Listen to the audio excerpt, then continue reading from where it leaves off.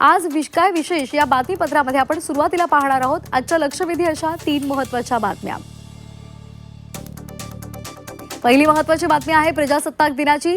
आज देशाचा 77वा प्रजासत्ताक दिन आहे आणि त्या निमित्तानं देशभरात विविध सांस्कृतिक कार्यक्रम आयोजित करण्यात आले। कर्तव्य पथावर घडणारे देशाच्या सांस्कृतिक आणि सामर्थ्याचं दर्शन, महाराष्ट्राच्या चित्ररथातून घुमणारे गणपती बाप्पाचा गजर। तर दुसरी महत्त्वाची बातमी आहे एकनाथ शिंदे आणि गणेश नाईक यांच्या वादाची। पक्षामधील वरिष्ठांनी परवानगी दिली तर नामो निशान मिटवून टाकू असं म्हणत वनमंत्री गणेश नाईक यांनी पुन्हा एकदा एकनाथ शिंदेंना डिवचले।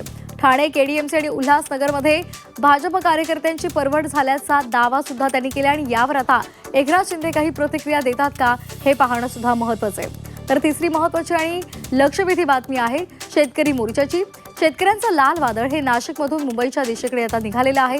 विविध मागण्यांसाठी शेतकऱ्यांचा मोर्चा नाशिकच्या पाथर्डी परिसरातून मुंबईकडे मार्गस्थ झालाय। मोर्चामध्ये हजारो आदिवासी शेतकऱ्यांनी सहभाग घेतलाय।